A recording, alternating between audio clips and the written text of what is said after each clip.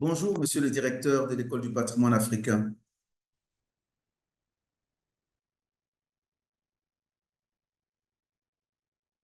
Chères participantes, participants, chers enseignants, chères équipes donc de coordination.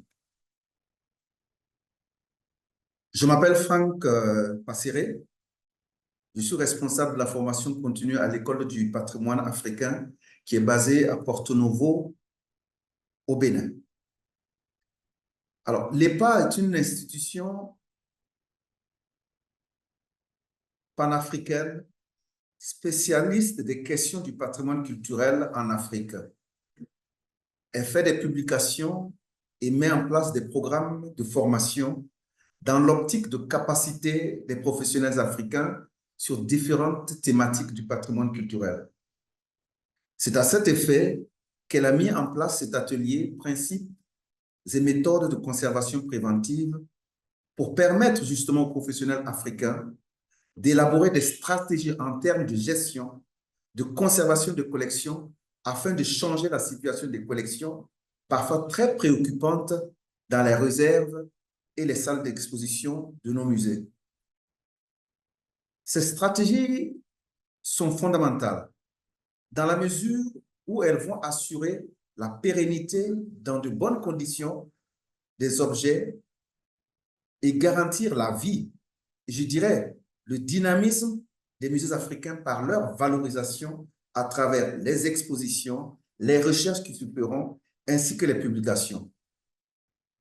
Nous dirons merci au directeur de l'École du patrimoine africain, M. Franck Ogou, ceux qui travaillent dans l'ombre, sans lesquels nous n'aurons pas pu nous réunir cet après-midi.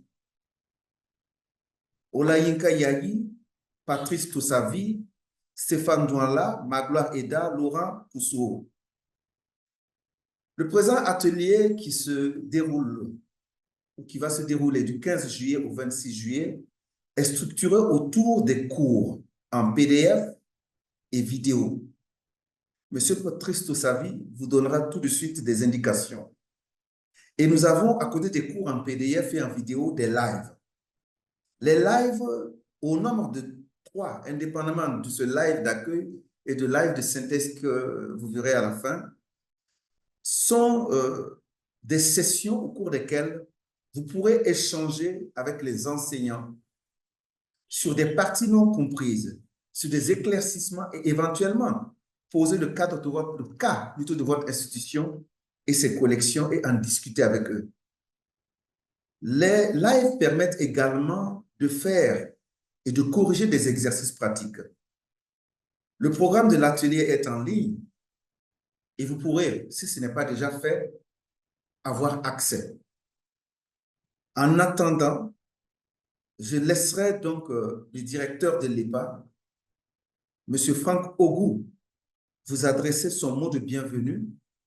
Suivra, après le directeur de l'EPA, la présentation de la plateforme de formation. Elle sera faite donc par M. Patrice Toussavi. Et enfin, on aura la présentation symbolique des participants. Monsieur le directeur, vous avez la parole. Merci. Bonsoir, chers collègues, chers amis. C'est un plaisir pour moi à l'ouverture de cet atelier de formation en ligne. La première par l'École du patrimoine africain. Je disais tout à l'heure, c'est un plaisir donc de prendre la parole pour donc vous adresser félicitations pour être parmi les inscrits et les heureux de cette formation-là,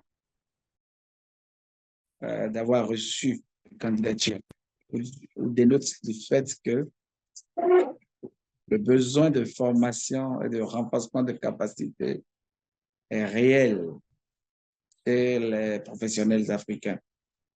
Et c'est le rôle de l'École du patrimoine africain de soulager un peu les professionnels sur ce plan-là. Donc, je voudrais vous rassurer tout de suite et maintenant par rapport au fait que l'École du patrimoine africain va continuer de vous proposer des programmes de formation en ligne, mais aussi en présentiel, comme on sait le faire, et certains certainement ici pourront le témoigner, à notre siège, qui est situé à Porto Novo, en République du Bénin. Donc, je voudrais vous exhorter à profiter de ce moment-là et à pouvoir euh, assimiler les connaissances qui sont dans les présentations qui ont été conçues et qui sont mises à votre disposition dans le cadre de cet atelier de formation, mais aussi les échanges que vous aurez avec les personnes ressources qui sont aussi des professionnels et qui sont sollicités, qui ont accepté généreusement de mettre à votre disposition un peu de leur temps afin donc qu'il y ait ce partage-là et ce brassage professionnel. Je voudrais, avant de finir, donc remercier mes collègues de l'École du patrimoine africain, notamment Franck Passéré et toute l'équipe technique qui est derrière, M. Tossavi, Laurent, Stéphane Douanla et toutes les personnes qui ont contribué à ce que cet atelier puisse avoir lieu aujourd'hui. Je voudrais espérer qu'à la fin, d'ici 2 semaines, que nous aurons donc à faire un bilan positif. De toutes les manières, je voudrais vous dire que vous pouvez compter sur l'École du patrimoine africain, une institution au service du patrimoine culturel africain et qui travaillera donc pour à renforcer les compétences des professionnels sur le continent africain pour que le patrimoine africain soit mieux préservé, mieux valorisé, mais aussi afin que les professionnels africains soient formés le continent africain dans un contexte qui n'est pas très différent de celui de leur pays. C'est sur ce que je voudrais, mesdames et messieurs, lancer officiellement cet atelier sur les principes et méthodes de conservation préventive dans les musées. Je vous remercie beaucoup. Merci, monsieur le directeur. Je crois que nos participantes, participants ont très bien compris les enjeux. Nos participantes, participants ont très bien compris ce que vous leur offrez. Et je pense que d'ici les 2 semaines, comme tu l'as si bien dit, on aura des résultats. Des résultats qui vont se matérialiser certainement par des écrits, des résultats qui vont se matérialiser effectivement par des besoins, parce que cette formation, naturellement, va supposer d'autres formations. Et ça, c'est des besoins que j'espère seront formulés par les uns et les autres. Alors, nous avons constaté, l'équipe technique de coordination, que beaucoup ont eu des difficultés à avoir accès à la plateforme. Et en ce moment, il y en a qui souhaiteraient être parmi nous, mais qui ne parviennent pas pour des raisons techniques. Ceux qui sont là n'ont pas non plus nécessairement la main sur tout. Et donc, nous allons demander à M. Patrice Toussavi de vous présenter la plateforme afin que vous puissiez avoir véritablement tous les outils dont il vous faut pour mieux suivre et bien suivre cet atelier. Patrice Toussavi, tu as la parole. Merci, cher Franck. Bonjour, chères participantes, chers participants. Bonjour, monsieur le directeur qui a planté le décor et lancé cet atelier. J'espère que vous avez mon écran. Alors, pour ceux qui visiblement éprouvent des difficultés à accéder au cours, déjà, il faut commencer par vous rappeler l'adresse. Dans la liste des participants, il y en a que j'ai reconnus, des gens qui ont déjà participé à divers ateliers sur la plateforme. Donc, logiquement, ceux-là ne devraient pas avoir de problème. Et ceux qui viennent pour la première fois donc, vont être donc notre cible principale pour cette présentation. Alors, la plateforme de formation de l'EPA est accessible à l'adresse learn.epaprema. Donc, pour ceux qui ont le site, ceux qui ont l'habitude d'aller sur le site de l'EPA, vous connaissez l'adresse, donc il suffit de remplacer www.learn. welcome to learn. Également sur le site, juste en haut du site, là je l'ai pas affiché, juste en haut du site de l'EPA, habituellement vous avez sur la bannière, sur la bande supérieure, vous avez des liens rapides vers les plateformes de l'EPA. Je veux citer la plateforme d'e-learning, la bibliothèque numérique, la plateforme du forum Youth, etc. Et donc, pour accéder, voilà, il s'agit de vous rappeler que c'est la même adresse que le site web de l'EPA, à la différence qu'il faut remplacer www.learn. Et une fois que vous cliquez sur ce lien ou vous saisissez ce lien, vous arrivez sur cette interface. Donc, si vous voyez cette interface dans votre ordinateur ou sur votre téléphone, c'est que vous êtes dans l'environnement de formation de l'EPA. Et pour la plupart d'entre vous, on vous a envoyé des mails. Donc, si il y a quelqu'un qui est connecté actuellement ou quelqu'un qui écoutera cette vidéo, puisque nous sommes en train d'enregistrer cette communication, ceux qui auront cette communication, si vous n'avez toujours pas accès, allez regarder dans vos mails et dans vos boîtes spam pour vérifier si les messages qu'on vous a envoyés ne sont pas restés non lus de votre part. Et donc, une fois que vous venez là, vous avez le choix entre défiler la page pour voir les différentes formations qu'il y a sur la plateforme ou aller directement sur le bouton, le menu connexion pour vous connecter. Alors, dans le premier cas, lorsque vous défilez, la formation qui doit retenir votre attention, donc cette formation, c'est l'atelier sur les principes, donc qui finit par juillet 2024. Puisque sur la plateforme, vous pouvez retrouver d'autres ateliers qui ont la même thématique. Et donc, prenez soin de regarder qu'à la fin, on a mis juillet 2024. Ou vous cliquez sur le bouton connexion et il vous affiche directement la page d'authentification. Sur cette page, vous voyez bien que c'est écrit nom d'utilisateur, mot de passe. Pour nous simplifier la vie, nous avons créé pour vous, en tout cas pour la plupart de ceux qui sont nouveaux sur cet atelier, nous avons créé pour vous les comptes. Et donc, on a utilisé votre adresse électronique comme nom d'utilisateur et on a préparé un mot de passe par défaut qu'on vous a communiqué.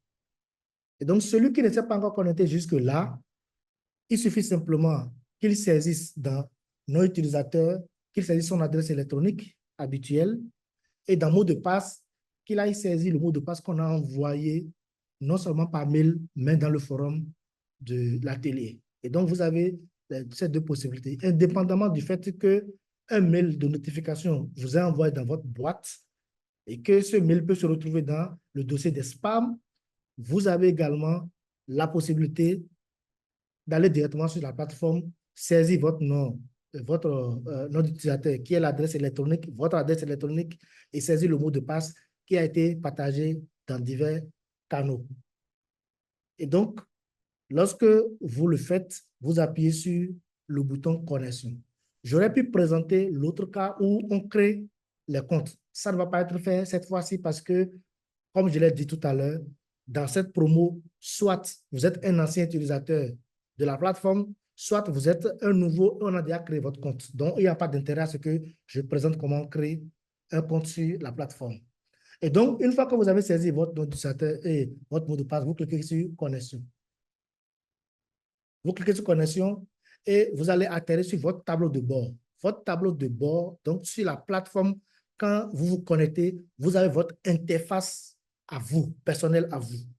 Et sur cette interface, vous allez voir à gauche, il y a un menu, d'accord, accueil du site, calendrier, fichier personnel, tout ce que vous voyez à gauche ici, mes cours. Et donc, vous allez voir les cours auxquels vous êtes inscrit, vous allez les voir là.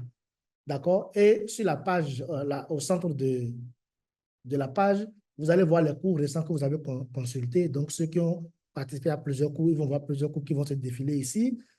Ou vous allez voir pour les cours, les activités qui arrivent, notamment à droite ici dans la chronologie, vous allez voir déjà que demain, il y a un QCM. Donc, les tâches pour lesquelles des dates sont limites, ça s'affiche là. Donc, ça vous donne un regard. Donc, quand vous vous connectez sur la plateforme, première chose, essayez de jeter un regard sur tout ce qu'il y a comme information et vous assurer qu'il n'y a pas une activité à livrer dans les délais, dans les jours qui arrivent. Et donc, globalement, vous avez même le calendrier, vous avez la liste, éventuellement la liste des personnes qui sont en ligne. Donc, tout ce que je vois là ici, c'est des gens qui sont actuellement connectés sur la plateforme. Et donc, l'événement arrivé à venir, comme je le disais tout à l'heure, vous avez tout ça lorsque vous vous connectez sans rien faire. Maintenant, on suppose qu'on est connecté, on se paie. Ne vous éparpillez pas l'esprit, retournez simplement sur accueil du site. Vous êtes connecté, vous allez sur accueil du site et vous pouvez tout simplement parcourir les cours et cliquer sur le cours qui nous concerne.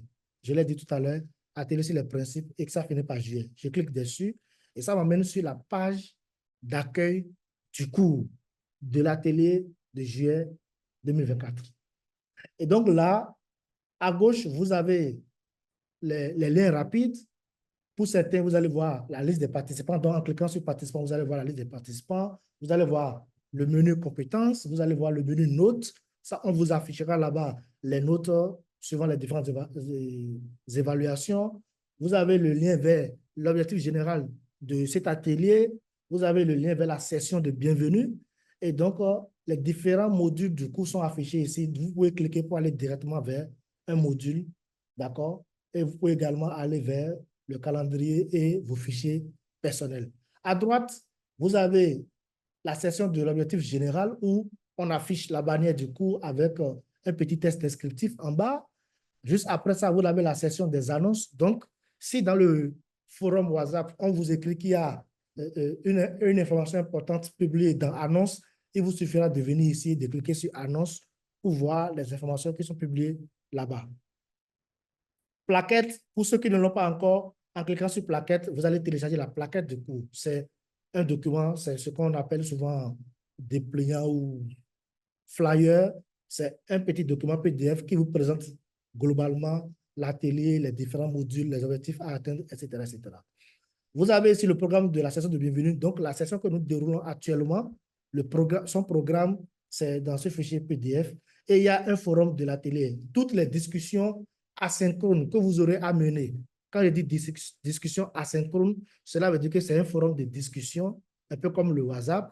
Vous allez dessus. S'il y a un sujet qui vous préoccupe, vous posez la question. Ou bien si c'est le formateur qui veut prendre vos avis sur une thématique, un sujet, il va créer le flux de discussion et chacun pourra venir y répondre de manière asynchrone. Ça veut dire le sujet est là, le sujet a été posé à 8 h par exemple, moi je viens à 15 h, je lis, je réponds, et le lendemain je vois que quelqu'un a répondu à ma réponse et je pense qu'il est utile de lui répondre. Donc ça c'est le forum de discussion. Et donc si vous avez vraiment une préoccupation que vous voulez poser, ce forum, il y a quelqu'un qui a activé son micro. S'il vous plaît. Le lien là, je clique sur ça. S'il vous plaît, discipline de groupe oblige, fermez vos micros, s'il vous plaît, pendant que le présentateur parle. Veillez à couper vos micros et vos vidéos tant que vous n'avez pas la parole. Merci. Alors, je disais le forum pour récapituler. Lorsque vous avez une question importante à poser ou un partage à faire, rappelez-vous d'une chose. Dans un an, peu d'entre vous peuvent vous retrouver une discussion sur le forum WhatsApp. Peut-être même que le forum sera fermé, je ne sais pas. Mais les discussions que vous mènerez sur la plateforme, ça va rester en archive. Et donc, si dans un an, vous revenez sur cet atelier, puisqu'on va l'archiver sur la plateforme, vous pouvez retrouver une discussion. Et donc, avant de poser votre question sur le forum WhatsApp, posez-vous la question, est-ce que c'est une question juste temporaire ou est-ce une question que vous souhaitez, dont vous souhaiterez que les réponses soient accessibles aussi bien à vous-même qu'aux autres des mois, des années plus tard. Et donc, toutes les questions ne sont pas forcément destinées au forum WhatsApp, puisque WhatsApp est volatile. Voilà, c'est pour ça qu'il y a le forum de l'atelier là. Pour le reste, les différentes sessions, les différents modules sont organisés là. Et vous allez voir, je vais juste indiquer pour vous deux éléments principaux. Lorsque vous voyez les icônes, donc quand vous voyez une icône comme ça, la plupart d'entre vous, ça vous dit en même temps qu'il s'agit de Zoom, puisque c'est le logo de Zoom. Ça veut dire que c'est une activité de type Zoom, ce que nous appelons activité synchrone. Synchrone, ça veut dire que c'est une activité qui se déroule en temps réel pour tout le monde. lorsque vous voyez une icône sous forme de papier, comprenez que c'est une ressource. Ça peut être un document PDF que vous allez télécharger, ça peut être du texte que vous allez lire à l'écran, ça peut être peut-être une vidéo que vous allez visualiser. Donc, c'est une ressource qui est disponible. Et vous allez voir qu'on a mis assez restreint. Donc, vous, tant que on dit par exemple que cette ressource est disponible à partir de 15 heures et à partir du 15 juillet 2024 à 16 heures. Ça veut dire que tant qu'il ne sonne pas 16 heures 00 dans le fuseau horaire de l'EPA, l'EPA étant au Bénin en GMT plus 1, tant qu'il ne sonne pas 16h00 en GMT plus 1, vous n'aurez pas accès à cette ressource. Et donc, il y a l'icône qui peut vous guider à identifier de quoi il s'agit. Il y a également l'indication sur l'heure de disponibilité de la ressource. Et comme vous pouvez le voir, après, on a plusieurs ressources de type document que vous allez télécharger et vous allez bien voir ici, on met un petit test descriptif sur la ressource et on vous dit qu'il s'agit ici d'une vidéo de 19 minutes avec PDF. Ça veut dire qu'il y a une vidéo que vous allez visualiser pendant 19 minutes et après, vous pouvez toujours télécharger le document en PDF et le lire en off après. Les autres types de ressources ou d'activités, ce sont les QCM, les évaluations. Donc, quand vous voyez une feuille avec la coche dedans comme ça, QCM, ça veut dire que c'est une évaluation de type question à choix multiple. Et donc, c'est programmé pour demain, 16 juillet à 16 heures. Donc, même si vous avez fini de lire les ressources et que vous êtes prêt pour faire l'évaluation, tant qu'il ne sonne pas 16 heures en GMT plus 1, vous ne pouvez pas accéder. Si vous êtes en GMT plus 2, donc les amis qui sont en une partie de l'RDC, Burundi, Rwanda et autres, tant qu'ils ne sonnent pas 17 heures, je crois bien, chez vous, vous n'aurez pas accès. Et ceux qui sont en GMT, donc notamment ceux qui sont au Sénégal, Côte d'Ivoire, Burkina, Niger, tant qu'ils ne sonnent pas 15 heures chez vous, vous n'avez pas accès. Et quand je donne cette précision, ça doit attirer votre attention sur un message qu'on a diffusé sur le forum WhatsApp le vendredi. La nécessité pour vous d'aller sur la plateforme et de configurer votre fuseau horaire. On va le voir tout à l'heure en démonstration. Et donc, je parcours rapidement les deux activités.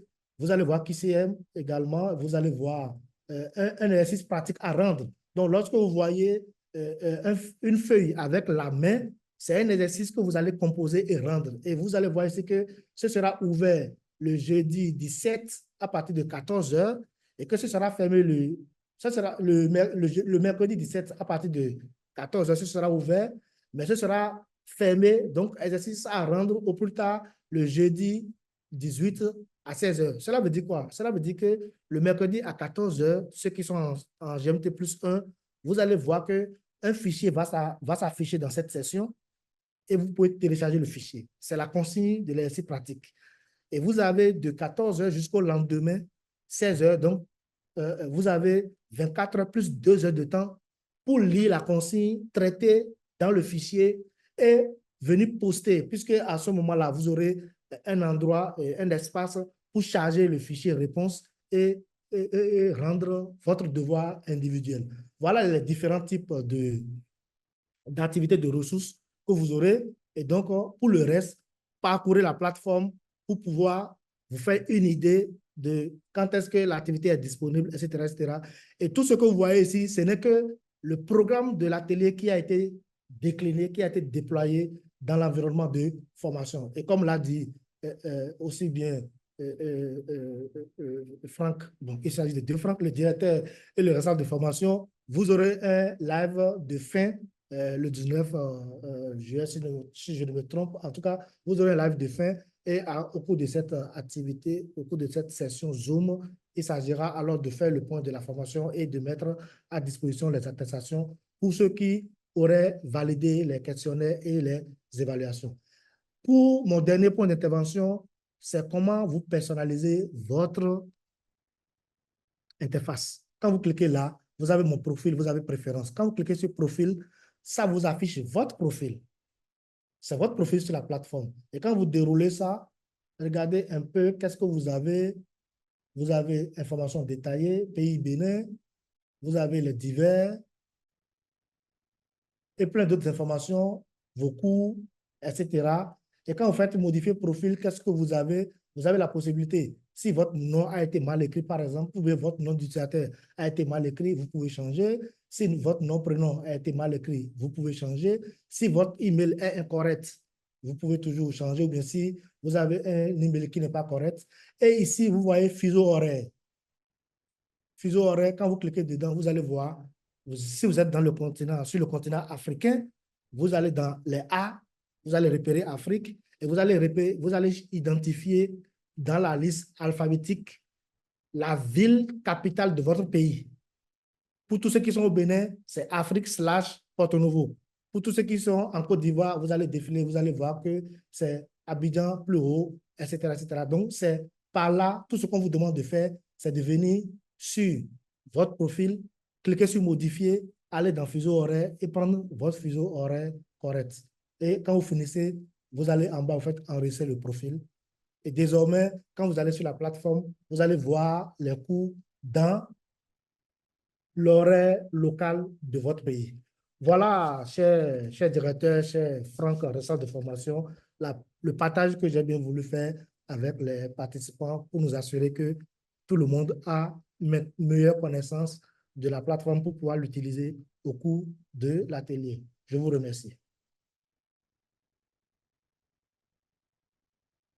Je te remercie beaucoup, Patrice, pour cet apport qui va permettre aux participantes et aux participants de mieux s'approprier cet outil qui est leur outil. N'hésitez pas, amusez-vous avec cette plateforme parce que il faut le prendre en amusement. Ce n'est que par là que vous aurez la main là-dessus. N'hésitez pas, la plateforme, vous commandez la plateforme.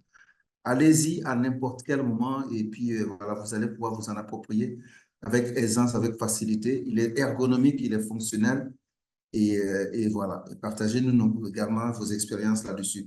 Mais sachez, il y a un groupe WhatsApp, la plateforme WhatsApp. Si éventuellement vous avez des difficultés, il ne faudrait pas hésiter à nous écrire sur ce forum donc, de WhatsApp.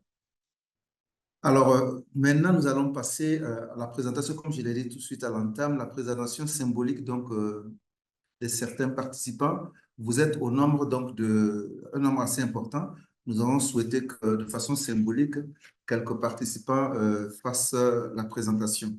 Ces participants avaient reçu donc, des notifications pour suivre un canevas. Donc, je leur demanderai, je comprends qu'ils sont 9. Il y a un qui n'a pas réagi.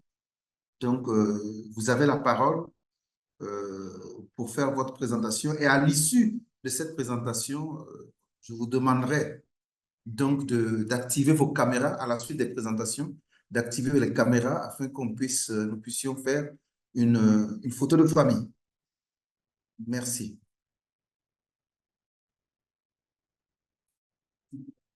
Alors, pour aller plus vite, je demanderai donc à Véronique Buima de commencer. Ensuite, suivra Hassan Wamba. Ensuite, Kumbu Joël. Ensuite, Julieta, Larissa. Donc, Abdou. Aga Azakoum Komlan Jules. Excusez-moi si je broche un peu votre nom. Wembu Sama Misimba. Cherkaoui El Maki. Mawamba Linda Katia. Et Ariane Laurentia. Donc, Véronique, vous avez la parole. Ouvrez votre micro.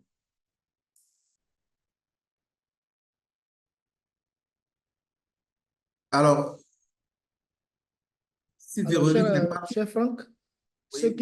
ceux qui sont désignés pour intervenir, généralement sur Zoom, tout le monde n'écrit pas son nom correct. Et donc, ceux qui sont désignés pour écrire, ils peuvent lever la main pour qu'on puisse activer les micros. Voilà. Merci, Patrice. Alors, oui, allez-y. Monsieur Cherkaoui.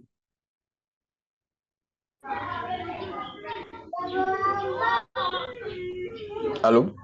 Oui, nous vous entendons. Ok, Allez-y. d'accord. Soyez Bonsoir à bref. tous et à toutes.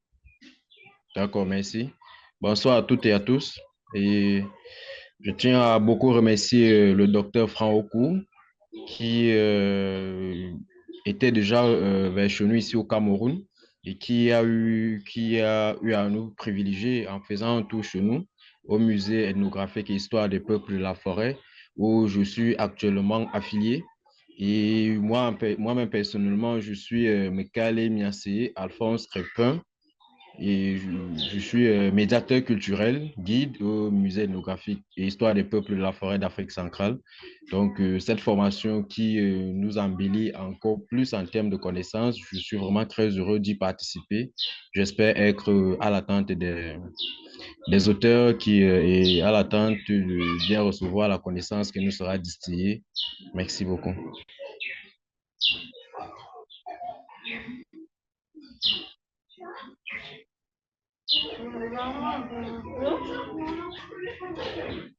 Baissez la main.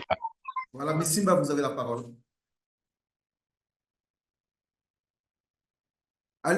Ok. Julietta, vous pouvez parler. Je pense que vous pouvez enchaîner dès qu'un finit ou une finit, vous enchaînez directement la présentation. Merci.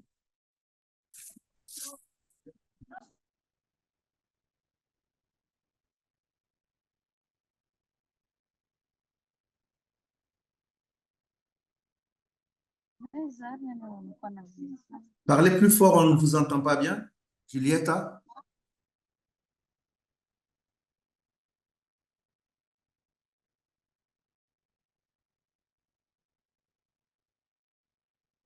Julietta, ouvrez votre micro, nous ne vous entendons pas.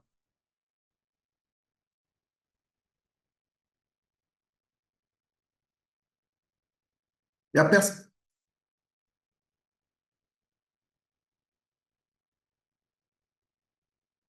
Cher Kawi, vous avez levé la main. Est-ce que vous pouvez vous présenter? Allô, Franck?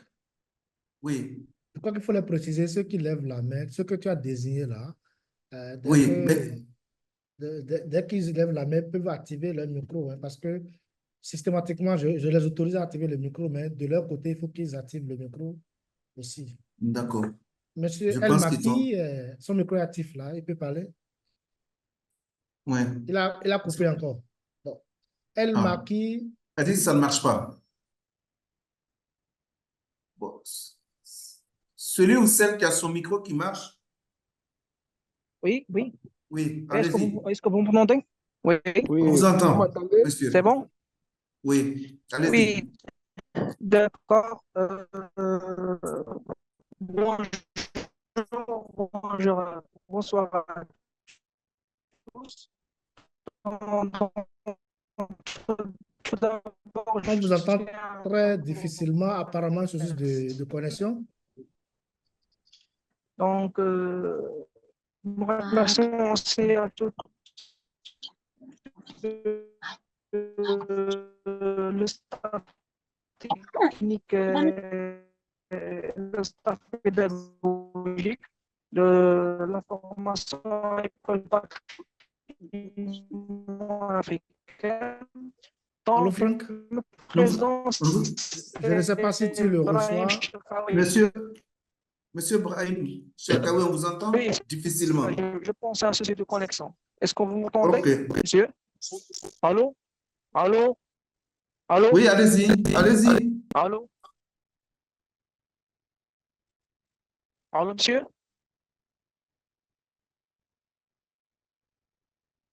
Allez-y, on vous entend maintenant, allez-y.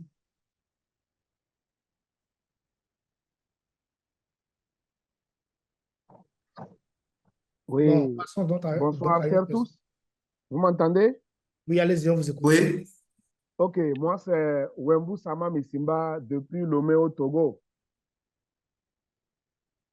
En tout cas, c'est un plaisir pour moi de trouver une fois encore Monsieur Franck Passeret et toute l'équipe de l'EPA, grâce à qui nous bénéficions de ce genre de formation dans la perspective d'améliorer nos pratiques professionnelles dans nos différents musées. Il faut dire que je travaille dans un musée national qui est donc une institution publique.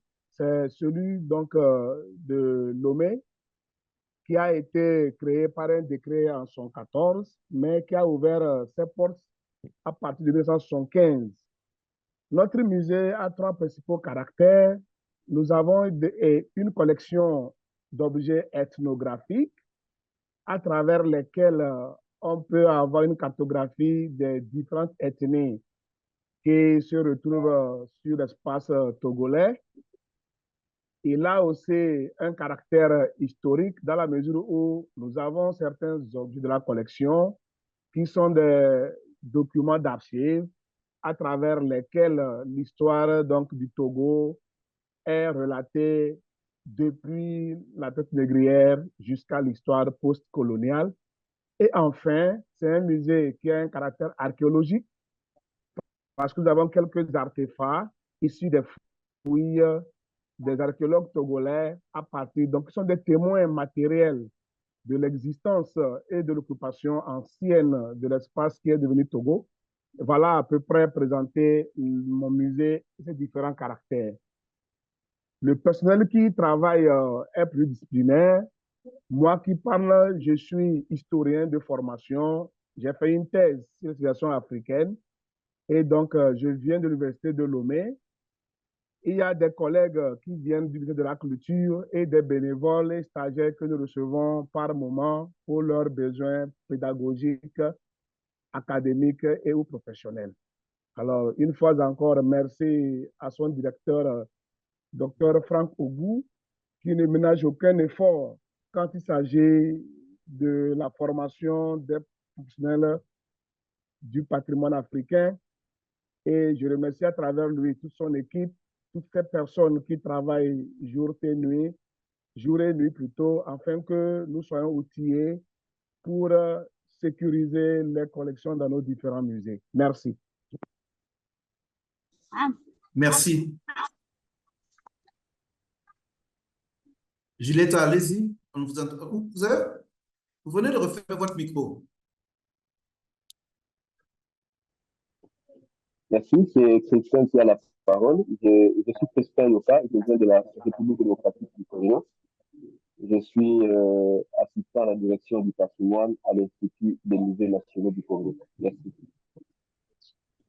Suivant, Ariane ou Romba. Les micros sont ouverts, donc parlez seulement, s'il vous plaît. Bonjour à toutes et à tous. Je m'appelle Ariane Laurencia Kochoro. Je suis diplômée d'une licence en gestion du patrimoine culturel à l'EPA. Je suis béninoise et j'ai eu à participer à quelques missions après l'obtention du diplôme et aussi à faire des stages. Et à chaque fois, la notion de la conservation préventive fait face et nous nous rendons compte que de plus en plus, nous sommes confrontés à des défis en termes de conservation dans les musées africains. J'ai également eu l'opportunité de participer à l'atelier sur les principes et méthodes de conservation préventive en mars 2022. Et je suis très honorée de participer également à cet atelier pour apprendre de nouvelles connaissances et approfondir les connaissances antérieures. Je vous remercie. Bonsoir à tout le monde. Bonsoir, Romba Hassan. Merci bien pour la parole. Moi, c'est Romba Hassan du Burkina Faso. Je suis conservateur de musée de profession.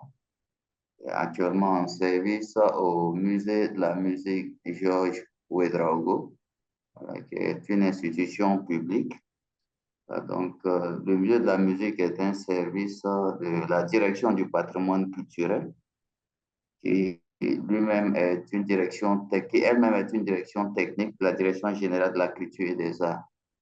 Donc, comme je l'ai si bien souligné, le musée de la musique, c'est un musée spécialisé dans la conservation essentiellement des instruments de musique traditionnels. Donc, on a un bon fonds muséal des instruments de musique du Burkina Faso. Et au-delà des instruments de musique que nous conservons, nous avons aussi un fonds audiovisuel et des éléments iconographiques qui nous permettent un peu d'animer la vie du musée. Voilà. Donc, je suis vraiment très heureux de prendre part à cette activité de renforcement des capacités je pense que pourrait vraiment beaucoup apprendre. Voilà, au regard même de la qualité des formateurs. Je pense que ça sera bénéfique pour nous. Je vous remercie. Merci. Merci Hassan Romba. Bonjour. Bonjour Véronique. Bonjour. Romba. Ouais, merci. C'est Yuma Véronique, agent à l'Institut des musées nationaux du Congo, IMNC en sigle. Et dans l'Institut des musées nationaux du Congo, il y a des objets archéologiques, ethnographiques, et nous trouvons aussi des objets contemporains. Et l'Institut des musées nationaux du Congo a l'obligation, en tant que dépositaire, de fournir à tous les musées de la République démocratique du Congo les objets en cas de besoin. Et j'ai la joie de participer encore. Et je suis aussi agent dans les services de collection à l'Institut des musées nationaux du Congo. Et j'ai la joie de participer encore et encore dans cette formation sur la conservation préventive. Merci. Merci Véronique.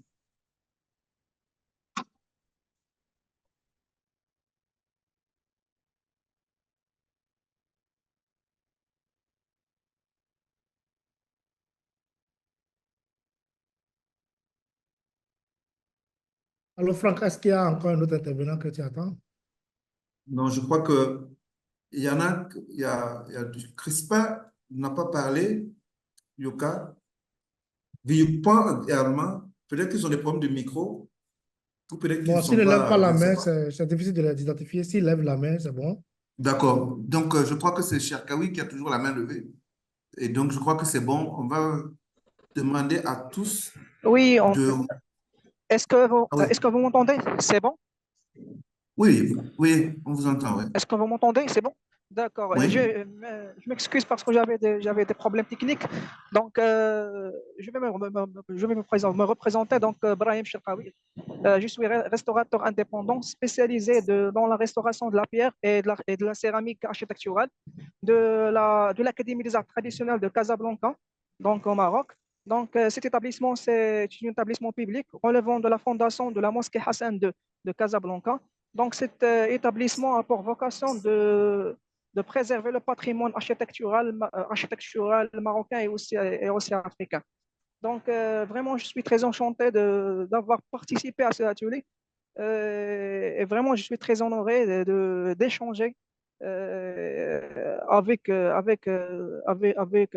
vous tout ce qui est thématique de la restauration et de la conservation préventive. Merci. Merci. Merci. Mawamba. Linda, vous avez la parole pour vous présenter. Autrement, nous allons vous demander chacun d'activer votre caméra afin que nous puissions faire la photo de famille.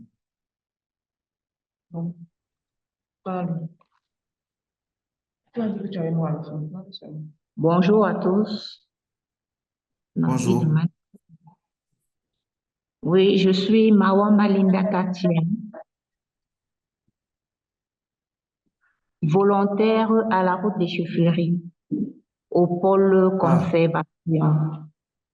La route des chaufferies est un programme de sauvegarde et de valorisation du patrimoine culturel, naturel et créatif. Le micro, c'est ça là.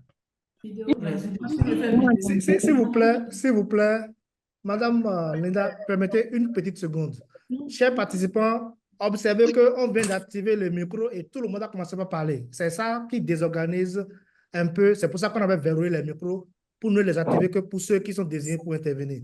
Donc là maintenant, vos micros, vous avez la main pour les ouvrir, mais laissez une seule personne intervenir, juste 1 minute et c'est bon. S'il vous plaît. Merci, Madame Linda, vous pouvez continuer. Actuellement, Je suis au pôle conservatoire. Et à la route des chefferies, on travaille en collaboration avec des musées communautaires. Et dans le cadre de nous avons eu à travailler dans plusieurs musées et dans ces musées, nous avons plusieurs typologies de collections, à savoir majoritairement des objets en bois, quelques objets en métal, quelques objets en tissu aussi. Donc, c'est ces collections-là que nous avons de façon permanente dans nos musées ici au Cameroun. Merci. Merci. Merci. Je crois que vous êtes la dernière à se présenter. Comme je le disais tout tantôt, veuillez activer vos caméras. Juste quelques secondes, minutes, afin que nous puissions faire la photo.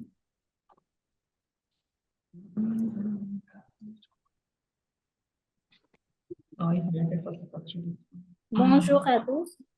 C'est bien.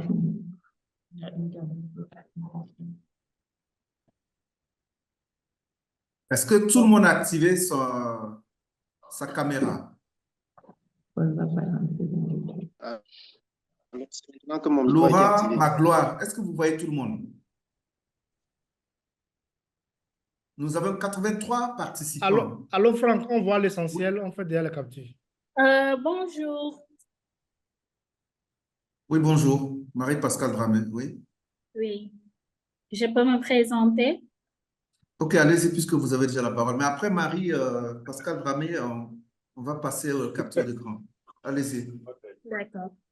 Je m'appelle Marie-Pascale Dramé. Je suis titulaire de licence en métier du patrimoine, spécialisée en gestion du patrimoine et des institutions culturelles. Je suis en stage au musée de la photographie de Saint-Louis au Sénégal. Merci. Merci, Marie-Pascale Marie. Je vous ai eu en classe? Pardon? Je vous ai eu en classe?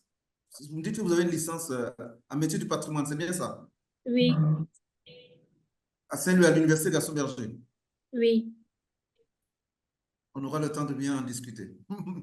D'accord. Alors, merci d'activer vos caméras. C'est fait, c'est terminé pour la capture. C'est fait, tout le monde. OK. Ouais, donc, Laurent Magloire, avec le plus grand et beau sourire. Oui, c'est bon déjà. C'est bon. Maintenant, si vous voulez, on peut passer en mode salle de conférence pour pouvoir faire la capture. Donc, vous nous accordez quelques minutes. On va changer la vue.